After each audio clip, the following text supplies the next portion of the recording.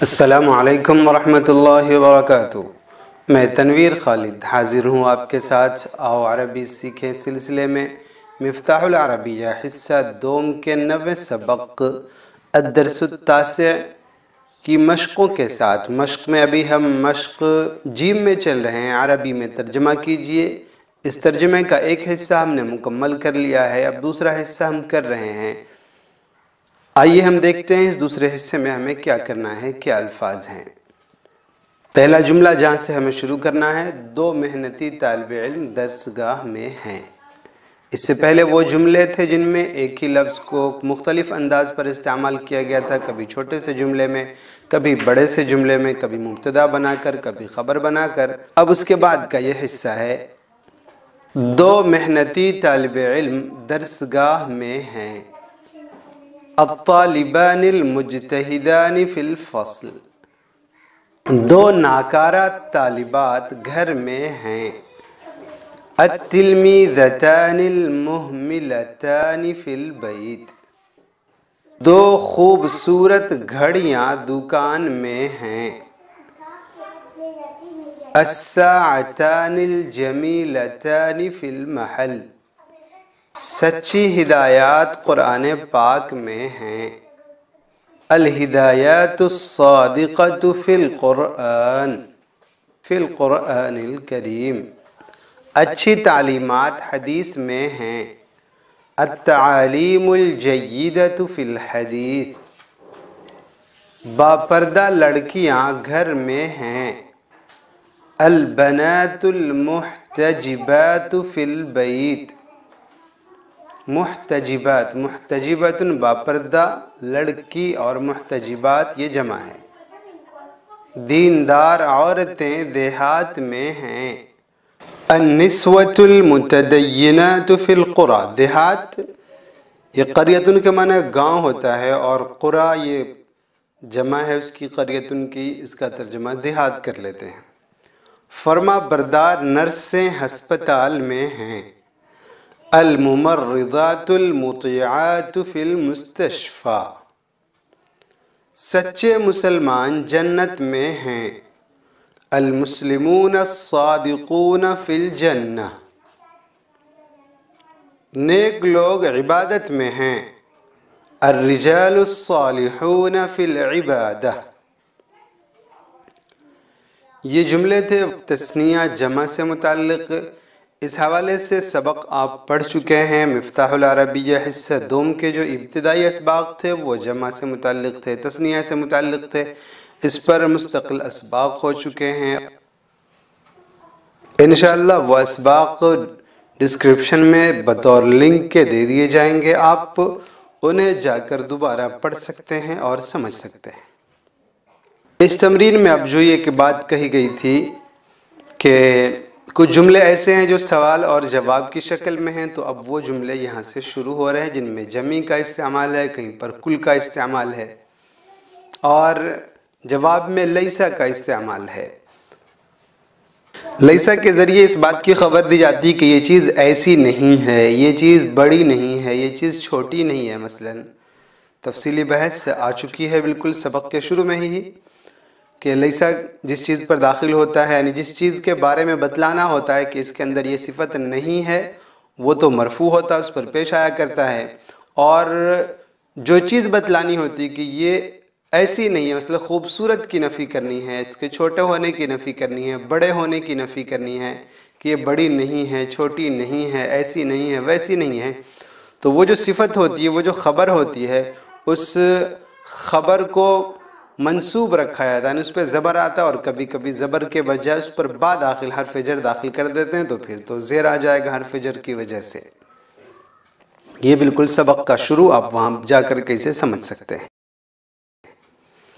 کیا سبھی مسلمان دیندار ہیں؟ هل کل مسلم متدین؟ نہیں، بعض مسلمان دیندار نہیں ہیں۔ لا لیس بعض المسلمین بمتدینین، یہاں پر مسلمان کے دیندار ہونے کی نفی کی گئی ہے لیس داخل کر کے، اور بعض المسلمین کے بارے میں خبر دی جا رہی ہے دیندار نہ ہونے کی، تو دیندار ہونا اس پر با داخل کر دیا گیا ہے۔ کیا ہر امرود میٹھا ہوتا ہے؟ ہل کل جوافت حلوۃ، نہیں ہر امرود میٹھا نہیں ہوتا ہے۔ لا لیس کل جوافت حلوہ، کیا سبھی کتابیں آسان نہیں ہوتی ہیں؟ ہل جمیع الکتب لیست بسہلۃ، نہیں سبھی کتابیں آسان نہیں ہوتی۔ لا لیست جمیع الکتب بسہلہ، یہاں پر جمی کا استعمال کیا گیا۔ آپ کو الفاظ کو دیکھ کر کچھ اندازہ ہو رہا ہوگا کل اور جمی کے بارے میں، کہ کل جو ہے یہ واحد پر استعمال ہوتا ہے اور جمی جو ہے یہ جمع پر استعمال کیا جاتا ہے۔ کیا ہر طالب علم استاد کے نزدیک پیارا ہوتا ہے؟ ہل کل طالب محبوب لدى الاستاذ، نہیں لاپرواہ طالب علم پیارا نہیں ہوتا۔ لا الطالب المہمل لیس بمحبوب، کیا ہر اچار لذیذ ہوتا ہے؟ ہل کل مخلل لذیذ، نہیں ہر اچار لذیذ نہیں ہوتا۔ لا لیس کل مخلل لذیذا، یہاں پر لیسا آیا تو کل مخلل یہ اچار کی خبر دی جا رہی، اچار کے لذیذ اور لذیذ نہ ہونے کے بارے میں بتلایا جا رہا ہے، تو اچار کے بارے میں بتلانا اس لیے اس پر پیش ہے، اور لذیذ نہ ہونے کے بارے میں بتلانا اس لیے اس پر زبر ہے۔ کیا سبھی ڈاکٹر مہربان ہوتے ہیں؟ ہل جمیع الاطباء عطوفون، نہیں سبھی ڈاکٹر مہربان نہیں ہوتے۔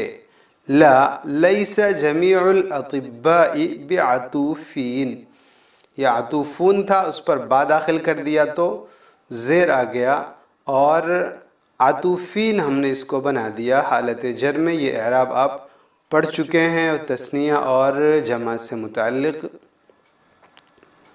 ابھی جو جملے گزرے وہ سوال و جواب کے انداز پر تھے۔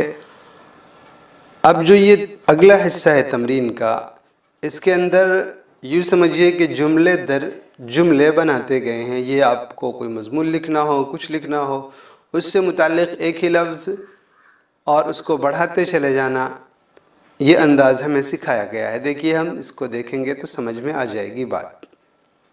مسجد کے آگے بڑی درس گاہیں ہیں۔